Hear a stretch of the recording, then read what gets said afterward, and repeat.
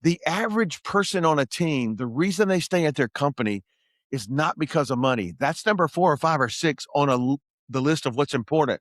They stay because of who they work for and the environment of their company and how things are managed and what kind of teamwork. And am I challenged? And am I appreciated? And am I known? And am I making a difference?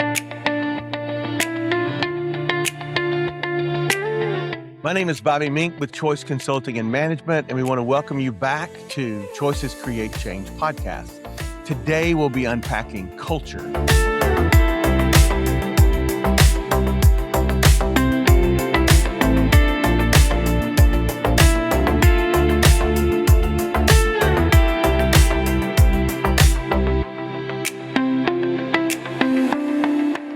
There are 6 areas we'll be looking at today. Environment needs to be consistent and reliable. You need a unity of purpose and mission, vision, and cause. You need fair treatment and understanding of our teammates, employees, team members, partners. Great systems, poor systems account for 90% of all underperformances, not usually people. Encouraging employees with initiatives, provide feedback on performance. And it's very interesting as we do this podcast and try to help pour into people around the country, the world, about how to be better, just better in general. How do we serve and how do we impact and how do we influence? And as managers and leaders, as husbands and wives, as dads, even as siblings, leaving high school, going into college. And it's interesting how consistent the messaging has been, even over the last 14 weeks of our podcast recording. It is very interesting to see how consistent the messaging is to us as parents and managers and leaders. If we can begin to grasp some of these takeaways every week, it is going to change everything for you going forward. All right. So what is culture? What is culture to you specifically? The culture of my family, the culture of my company or organization, the culture of the department or area that I work in. And is culture important? I've heard some high level leaders and companies say, Bobby, what is the deal with t-shirts and gift cards? Like, they make a great salary. They just need to show up and do their job. Okay. There's probably some truth to that. So why is culture important, or is culture important? Right. And what are the biggest challenges you see that relates to culture today? Okay. Culture is the shared set of beliefs, values, customs, behaviors, even artifacts and things that characterize a group or a society. Right? It is a shared set of beliefs, values, custom, behaviors. It is we doing similar things and understanding why as a team. I worked at an organization in Atlanta for 20 years, and it was very much a cult or tribe-ish feeling, and not in a bad way, but the mission was so clear and the culture was so great, and being recognized and appreciated and celebrated was so amazing. You just didn't think about doing anything else, right? It was unbelievably powerful. All right. So culture, values, and beliefs. What are the guiding principles and the moral standards in your family, in your department, in your organization? What are the guiding principles and moral standards? How do we do this together? And do we all understand that? And do me as a parent or a leader or a department head, do I live and demonstrate that in front of my team? Social norms and customs, the spoken and unspoken rules that govern acceptable behavior. We definitely see leaders, parents, department heads, we definitely see people speaking one way and acting another way, right? But this whole thing about culture is the spoken and unspoken rules that govern acceptable behavior. And here's the other thing. What I've noticed over the last 15 or 20 or 30 years of doing this, when there are unacceptable behaviors, a lot of times we do not address those in a timely manner either.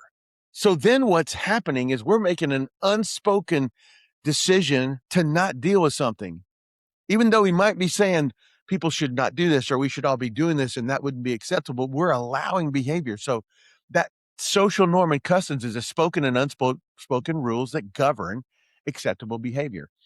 Our language and symbols, our branding, our, the core values, the charts that we have on the wall, the photos we have on the wall, what we're posting, what we're wearing, The language and symbols, the primary tools for communication. If we're using email, what is that process? If we're texting, if we're calling, if we're having meetings, what is some of the language of our organization or our family or our department, right? And what tools are we using to communicate that across multiple platforms, marketing, social media, branding, swag, celebrations, whatever it is. Material culture, the physical objects, and items created or used. So all these things contribute to what we call culture. And you've heard this probably 13 times in 13 sessions here at Choices Create Change podcast. But we as parents and leaders and managers, our job is to create and maintain environments that definitely speaks to the culture we have at home, the culture we have in our department, the culture we have in our organization as a whole. Our job is to create and maintain environments where people, kids, children, siblings, brothers and sisters, coworkers, bosses, VPs, owners, COOs, in which people can accomplish goals efficiently and effectively.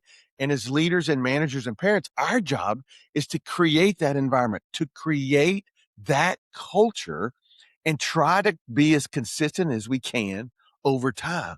That is the goal.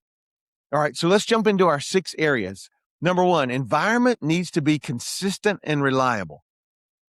The environment needs to be efficient and effective. It's when things are not understood. Why did that happen? And why did we do that? And I thought we were supposed to do this. So I guess things have changed and I didn't really understand they changed. I wish they would tell people that inconsistency. Or, well, we told this employee that they couldn't do that and they got written up, but this person, we kind of let it go because they're a really great employee and they really produce a lot of great results, right? The environment can't be inconsistent or your culture is going to break and be broken and it's not going to work. So we have to have an environment that's efficient and effective. We have to instill discipline. And I said discipline, not fear. We have to instill discipline. In other words, you need to be accountable for your behaviors, your results, your meetings, your conversations, everything that you're doing, your decisions. You need to be accountable for that. And there needs to be a process of what happens when that stuff goes sideways. And it's not about losing my job or getting fired or getting yelled at and necessarily getting written up every time. But we need a process where we all understand we need to follow rules and play the game and do our job, or there are going to be some consequences. So there needs to be discipline and it needs to be demonstrated from the top down, right? This consistent environment also needs to engage the whole person, mind and body. Once again, the same person that said, look, the person's making a great salary. They just need to friggin' show up and do their job. What's all this t-shirts and what's all this squishy stuff about culture? It's the same thing with the statement about the whole person, mind and body. It is okay to ask how your mom's doing who's in the hospital. It is okay to ask how my granddaughter did at world champion disc golf. Shout out to Keely Bain. It's okay to say, how's it going? How's the finances? How's your family? How's the relationships? It's okay to find out about how things are going in people's lives. And when we do that, what it appears to us as people on the team is somebody might actually care. And that starts to create a culture that I don't want to leave. I need to be able to engage the whole person, their mind and body, which we're going to talk about in a second. They understand what they're doing. They're appreciated. They're making a difference. And we're noticing that, right? Why is that? Because we've said it before. The average person on a team, the reason they stay at their company is not because of money. That's number 4 or 5 or 6 on the list of what's important. They stay because of who they work for and the environment of their company and how things are managed and what kind of teamwork. And am I challenged? And am I appreciated? And am I known? And am I making a difference? That's what creates culture that's amazing. We're going to do a podcast in a few weeks about The Advantage by Patrick Lencioni. And one of the things that we're going to unpack is the power of culture in the marketplace, right? But that's for another session. Okay, number 2, you need unity of purpose. And just stop right there. The unity creates clarity.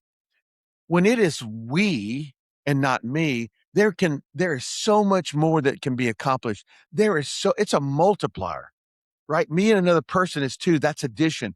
But me and the team is multiplication. It is super powerful. The need for unity of purpose, mission, vision, and cause. The clarity creates momentum and results and teamwork and impact. It's amazing, right? So what we need is a lack of chaos. We need less of they should have known. Everybody knows we do it that way. We need less of those terms and more of what's causing the confusion and what's causing a lack of results. And let's go fix that. We need standardized processes and procedures.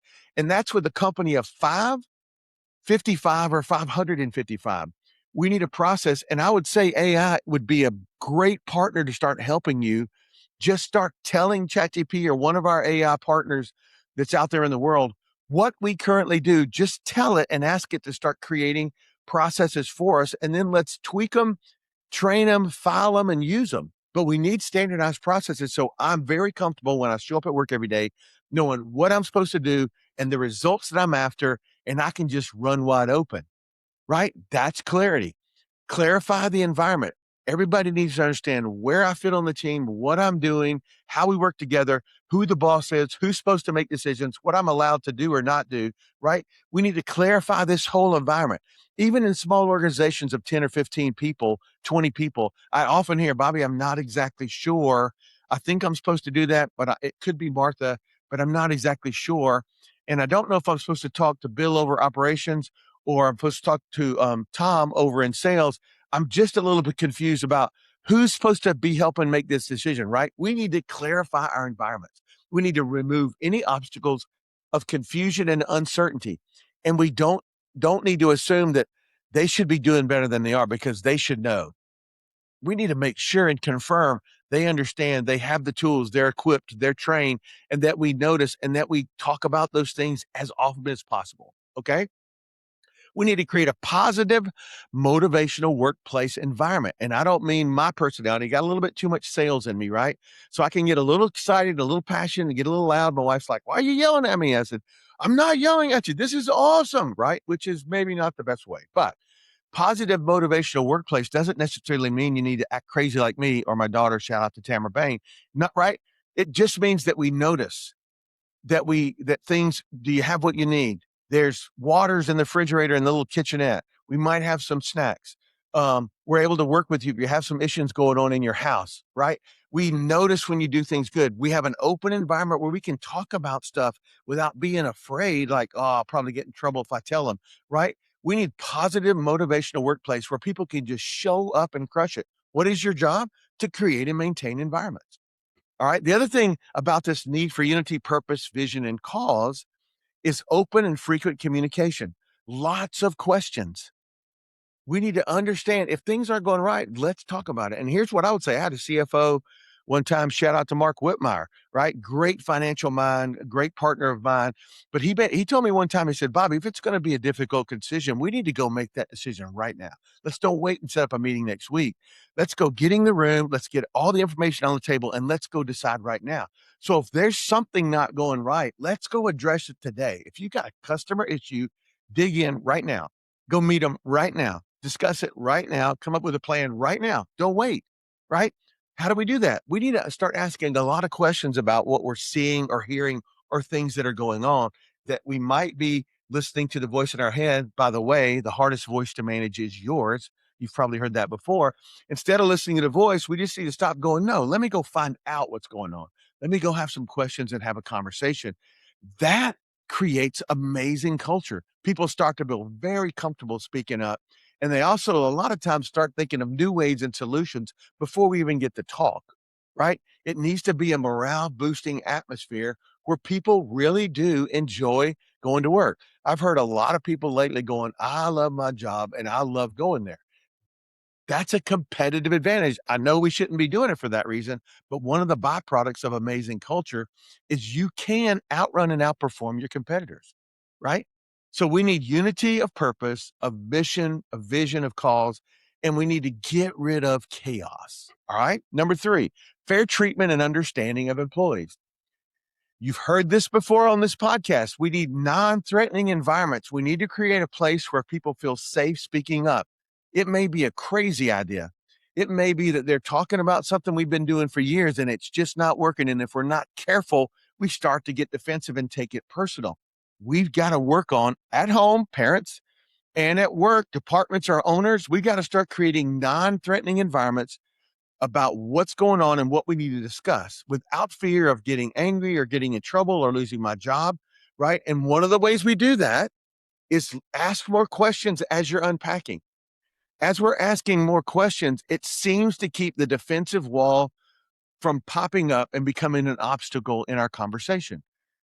Everybody on the team needs clear objectives and directives.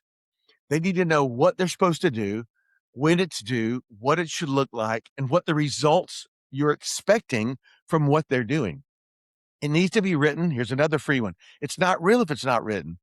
They need something they can look at, and it could be in, a document, shared document on the internet in the company. It doesn't matter, but we need something written that says this is what your responsibilities are. This is what we expect it when it's due, and these are the results we're expecting. We're tracking that, and we're talking about it often. And that's one of the next things that we're going to be talking about: clear objectives and directives. And here's the other thing: we need high standards of performance. We need to instill pride. If it's not done exactly right, let's stop. Let's talk about it. Let's talk about what the expectations were, what it should have looked like, and let's go back and try that again. And we need to have those conversations as quickly as they happen. If something's not great and it wasn't done well and it really doesn't reflect good on us as a company, the quality should have been better. Like, so when we do their annual review in December, we need to talk about that. No, no, no, no, no. If it's going sideways, we need to go over there the next day and just talk about, what did you think? How was the presentation? How did you think it went across? Anything we could do different? Would you like some insight? It seems like the quality of whatever should have been better. We need a high standard of performance. If you agree to do the job and you agree to the results, then you need to be held accountable for those high standards. And if not, we need to have that conversation. And here's the other thing: if I'm crushing it with my quality and standards, you need to freaking come over to my office and give me a high five and say, dude, you crush that. Because what happens is you start to instill pride in the person that's really giving it 100, 110%, and they're going all out to do the best job they can. That needs to be celebrated because they will take another step up. And I tell you what it does to some of us that might be mediocre. We might go, you know what? I could do better than that. I noticed Bill over there. He's doing a great job, and everybody notices. I think I could do a better job too. That's what we're after in culture, right? Here's the other thing: most of us would love some realistic stretch goal. Most people like to be challenged. I would say be careful with goals. I was in an environment where I was head of sales, and me and the team put together some realistic goals, and then I challenged each person on the team. Could you do a little bit better? So we came up with a number, and then I presented it to my boss, and he goes, "Thank you so much. That's great, but here's what you're gonna do." Right? And so when that gonna do came across to me, and this is the number you're gonna achieve, it shut down everything because it was not realistic, and there was no chance, or a very slim chance, we would ever have a shot at making that number. And so what happens, it deflates me as the manager, but also the team, because they had bought in, they had accepted the challenge, they had stepped up. We were going to go after this as a team. So we need realistic stretch goals for the team and the members. Look, we're supposed to get 6. Is there any way you guys think you could get 7? And here's what it would do for the organization if we could get one more by the end of the month. It's going to change cash flow. It's going to affect our profitability and your bonus system. It's going to affect the new opportunity to get a new client because we're going to have enough income to go create that product. Like realistic stretch goals, we need to set those, and we need to ask the people, what do you think we could do? Stretch yourself a little bit, and then let's go after it. We love to be challenged. Now, if I don't make it, don't become beating me over the head. Let's talk about what happened and what we can learn from the stretch goal that maybe we stretched too far for. And here's the other thing: we need to continually check in with the team. We'll talk about this later, but we need to make sure we're continually talking to our kids or our team members, our owners, our department heads, people on the front line, just checking in on how we're doing. How are we doing with our performance? How are we doing with our objectives and directives? How are we doing with our stretch goals? We need to be checking in way more often than we do typically. Number 4, great systems. As I said before, poor systems account for 90% of all underperformance. It's not usually people, although there are a lot of people that are messed up, that are messing up our companies and maybe even cause a little drama in the family. So it's not all about systems and processes, but the first place we start to go sideways is in the system and process. It's not clear. It doesn't really work. We don't understand how to use it. Nobody really ever trained me. I'm not exactly sure if I'm even supposed to be doing this. I'm not even sure why we do this. Like that process is what crushes culture. So what do we do? Allow people to talk about the demotivating issues. When you hear somebody say, whatever, we've been doing it for forever, it never works. The numbers never work. There's not a lot of value in what happens, but they love this report. So we just keep doing this report. Okay, that is not what we want when we're creating amazing culture. We need to talk about how's the report? You want the truth? Yes. It's horrible. What?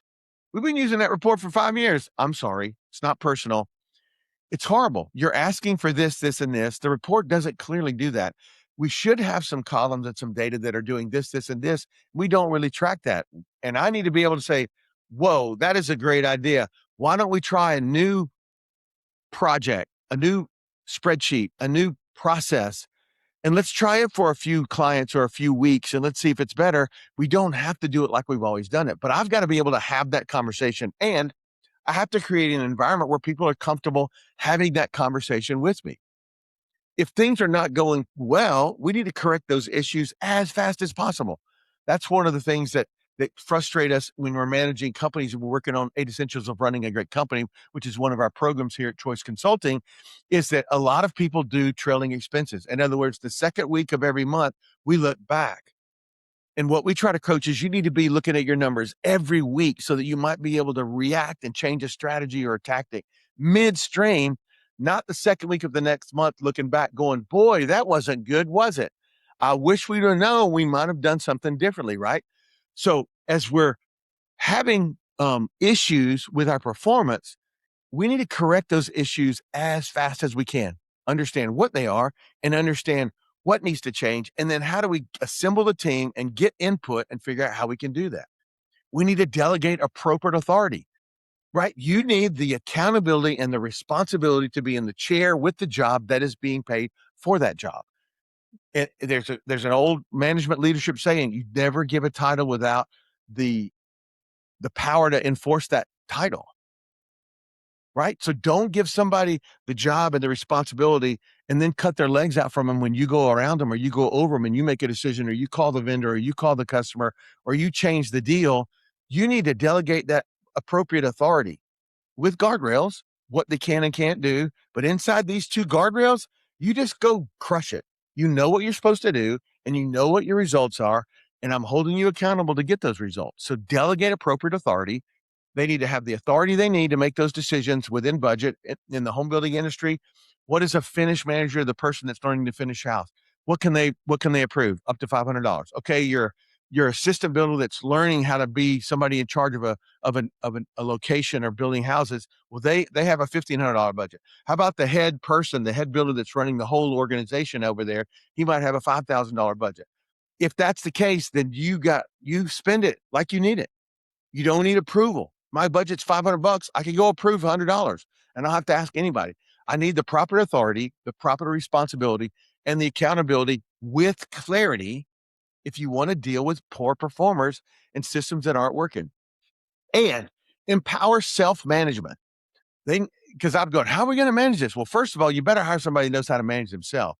A driven, accountable, self-starter, competitive, don't have to be super excited and crazy like me, right? But you need somebody that says, I got it. This is my job. I'll make it happen. I don't need somebody that I got to walk around going, how's it going? Oh, I was hoping you would stop by. I had some questions about what you want me to do. I don't need that person. We need to empower self-management. Here's what we're trying to achieve. Here's what we hired you to do. Go get it. If you're confused or you're not sure, come talk. We'll talk through it and then you can go back and keep going. I'm not going to do your job. I'm not going to figure it out. I'm not going to babysit, right? I need to find people that can manage themselves and manage their job and manage their position and manage their people and manage their results. And they need 100% own it. So owners, stop the babysitting, right? Self-management, job control, and they control their destiny and they're responsible for results. And if it's not working, let's just talk about it. I'm not going to fire you. Let's just talk about it, right? Poor systems are not always people. All right. Number 5, encourage employee initiative. We need to create, as we've talked about, the no blame culture.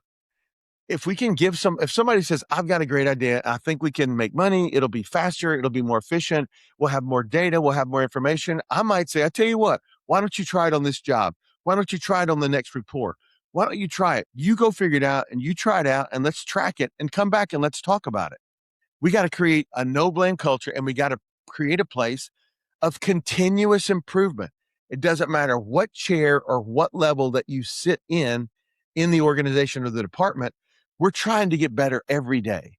So we give employees complete, or people on the team or people in our family, if there's some responsibilities of being part of this family, then they need a complete job responsibility at work or at home with measurable results. Here's what you're supposed to do. Here's what you're hired to do. Here's your responsibilities and outcomes. And now we are tracking, or you're tracking, somebody's tracking how we're doing. Because it's not real if it's not written. We can't manage by conversations. I want to know, I'm super competitive. I want to know how I'm doing. And here's the other thing. I want to know if I'm winning. If there's 20 of us in the company, I want to be number one.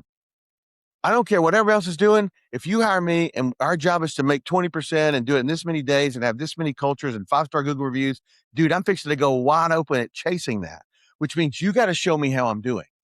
So we've got to have measurable results that we're looking at either weekly or monthly, right? Reward and recognize everyone. We had a podcast earlier that said, top performers, definitely keep your eye on the rock stars that could be future managers and owners, right? Your rock stars kids that are going to be future moms and dads, right? So we got to keep our eyes on those people, but we need to reward and recognize everybody. What you reward is what you will get. The more often we catch people doing something right or trying to do something right, and we celebrate it, give them a high five, a $5 Starbucks gift card, every time we do that, we reinforce that behavior and we help delete the wrong behavior. Great book by Greg Kay, we call it Mind Bend. Just a great book on how to retrain your mind on what we've been doing in the past and we don't think we can do it in the future. No, anything is possible. I just did a Instagram post this week on, reject negativity. You need to reward what you see and you will get what you see. You reward and you will get it. So you need to reinforce those behaviors and walk around catching people trying to do things right or doing things right, right? Here's the other thing I see a lot of: unity of command. There can only be one boss. Every time we say, Bill and Susie, you guys take the initiative and you guys run this, we're headed for chaos. Bill thought Susie did it. Susie thought Bill did it. The results weren't on me. Bill should have done a better job. Only one owner. And if I'm on your team, I can only have one boss. So if the head of operations is my boss, then Mr. Owner comes down to my office and tells me what to do. Now I have two bosses. And guess what? I'm going to do what the owner said. I just completely cut the legs out from under my boss, the head of operations, right? Unity of command. There can only be one boss. So as you're looking around the room, making a decision of who's going to run this initiative or who's going to handle this, who's going to take care of this, who's going to be in charge of this, one person.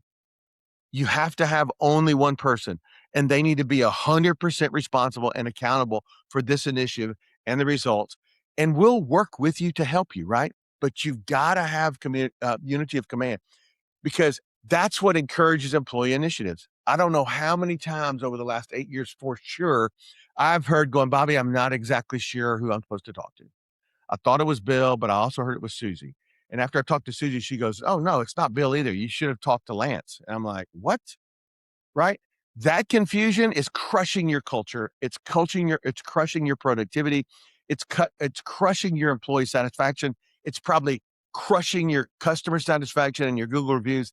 And it's definitely impacting your bottom line. We got to have one boss. We got to have clarity, and whoever that boss or whoever's in charge, they got to be responsible and accountable for what they're doing. All right. Number 6, provide feedback on performance. And this one, I don't know how many years I keep hearing this come up across all organizations, non-for-profit, churches that I coach, HVAC companies, real estate companies, the land development companies, home builders, just all kinds of companies. You hear this often. Rockstar employees telling me, I really wish I knew how I was doing. Like number 6 is provide feedback on performance. Pay attention to your employees, but also pay attention to the social needs of your employees.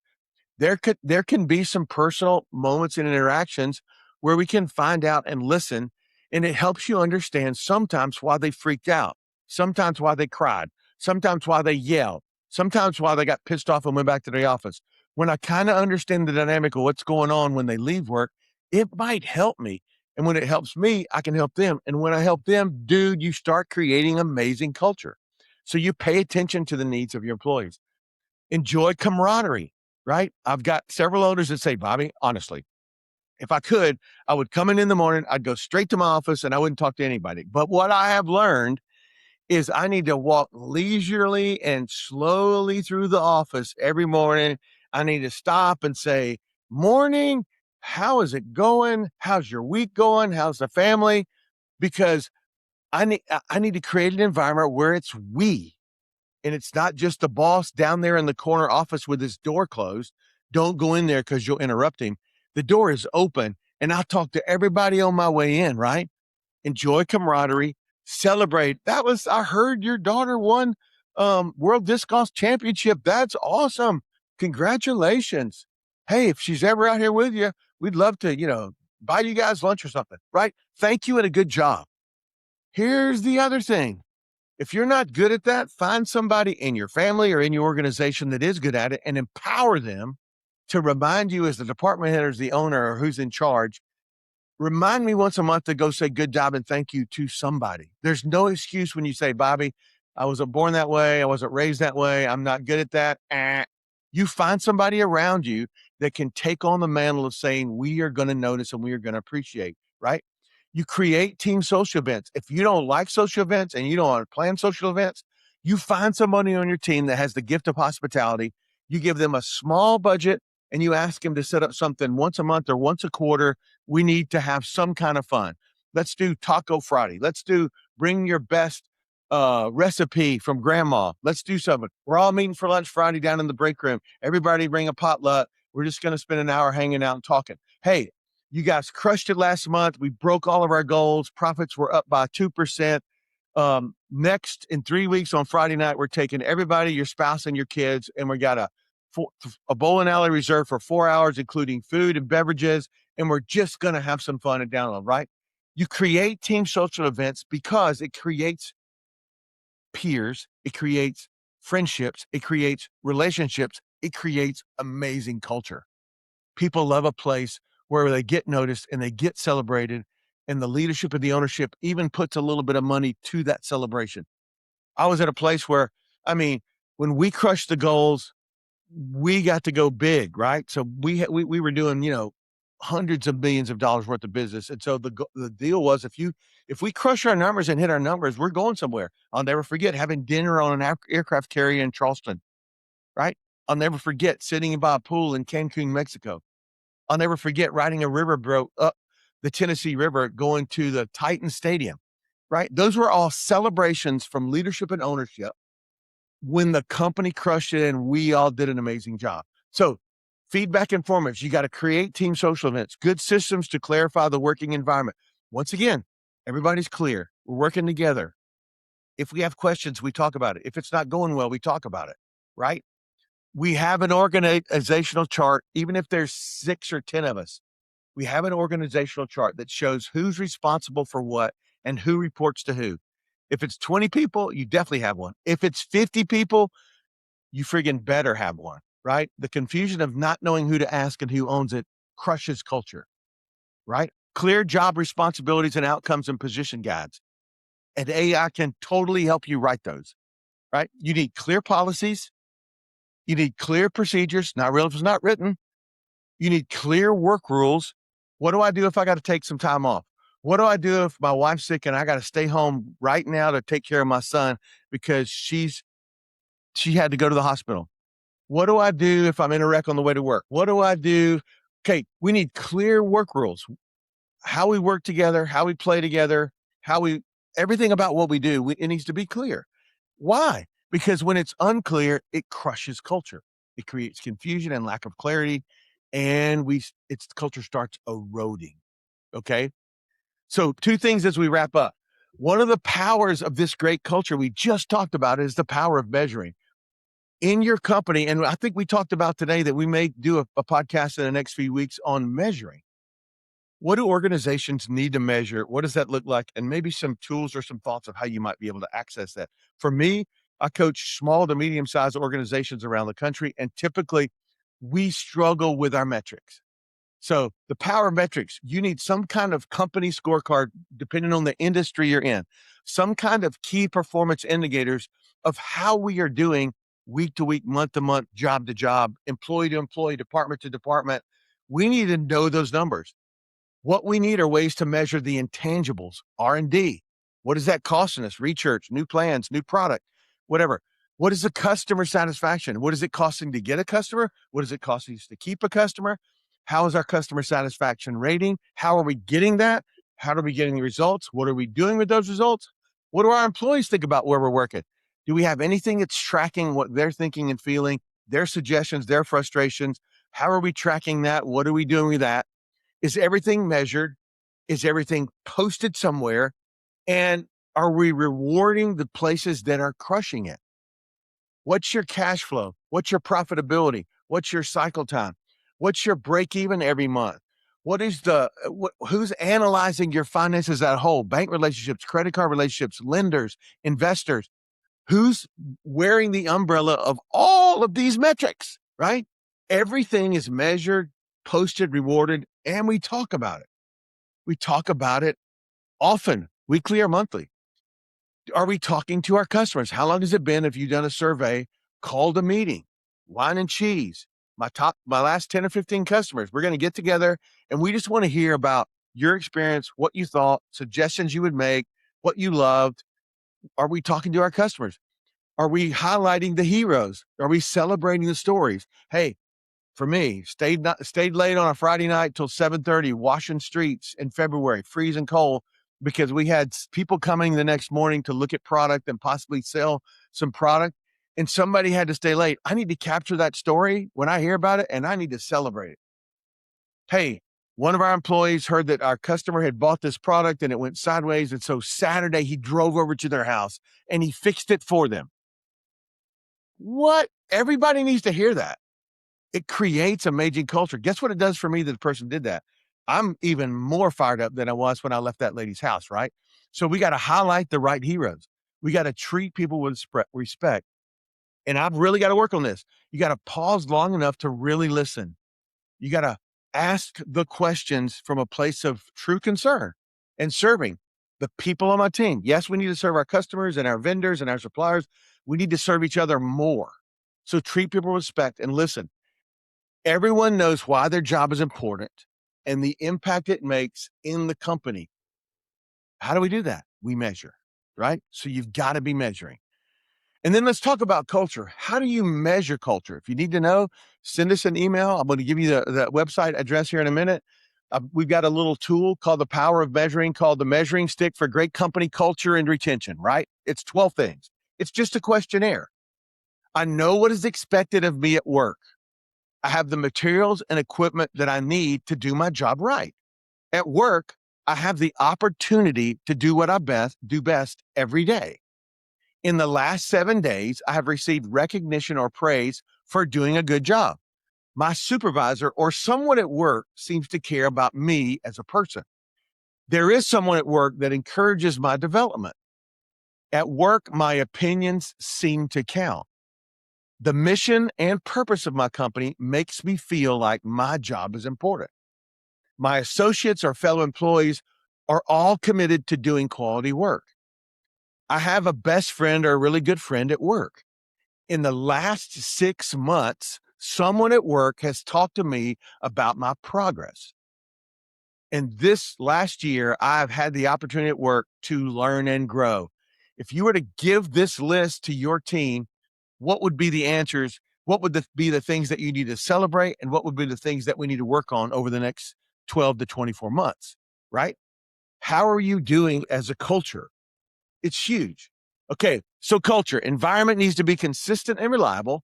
You need a unity of purpose, mission, vision, and cause, fair treatment and understanding of all team members and family members, great systems, encourage employees' initiatives and thinking outside the box, and provide feedback on performance.